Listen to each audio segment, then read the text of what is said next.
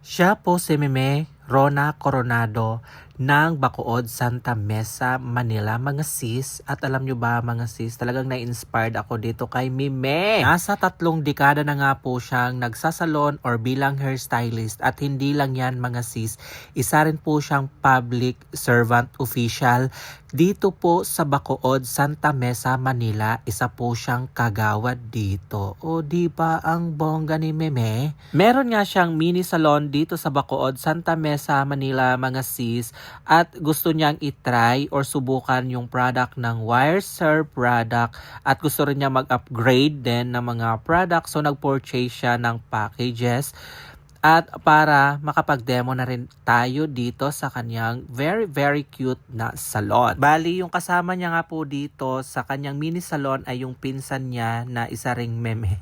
So ayan, bali dalawa lang po sila dito sa kanyang salon mga sis. At nang na-discuss ko na nga yung mga product line ng Wireserve product ay nag-proceed kami sa actual demo ng aming product or yung Keratin Opti-Straight dito mga sis. At ito nga yung buhok ni model na gagawin namin or ike-Keratin Opti-Straight. Mukha lang siyang virgin hair niyan mga sis.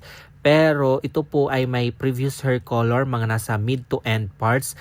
Then kinulayan niya siya ng itim dahil nga bawal daw sa school yung makulay ang buhok. So ayan, nababara na namin dyan ng Keratin Opti-Straight yung buhok ni model. So gumamit kami dyan ng dalawang variant ng Keratin Opti-Straight, yung blue at saka yung red. At habang nakababad nga yung ating Keratin Opti-Straight sa buhok ni model ay nagpagupit muna ako kay Meme Rona para naman mabawas-bawasan yung ating nararamdaman. Charis. Masyado na kasing mahaba yung hereret ko mga sis, kaya nagpa-trim na rin ako dyan kay Meme Rona. At alam nyo ba mga sis kung bakit din ako na-inspired talaga dito sa kwento ni Meme Rona? Noong bata-bata pa nga daw siya ay sumasali siya sa mga competition, lalong-lalo na sa Hair Asia pagdating sa makeup, hair color, hair cutting, and everything na may competition sa Hair Asia.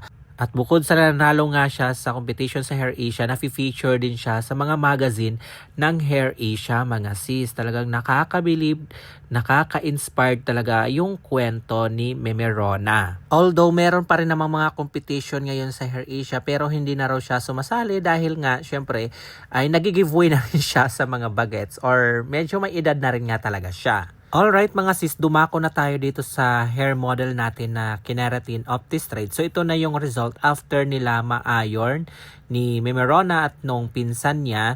Then nag same day wash result kami dito para makita din nila yung pinaka-result nito kapag nabanlawan na yung buhok ni model. At pagkatapos ngang mapatuyo yung buhok ni model, so ito na yung naging result niya. Straight, shiny, at talagang bagsak na yung buhok niya. Unlike nung before na wavy at medyo may pagka-dry, talaga ito gawa ng hair color. At nagpa-update na rin ako kay Kagawad Rona kinabukasan nung na-wash na ulit yung buhok ni model. At ito nga yung buhok ni model na sinend sa atin ni Kagawad Rona. Straight pa rin siya, bouncy, and mas mukha itong natural tingnan. O diba, napakabongga talaga ng ating Keratin Opti-Straight. Charis. So ayun, thank you so much Kagawad Rona Coronado ng Coronado Beauty Salon. Dito po yan matatagpuan sa Bacood, Santa Mesa, Manila mga sis.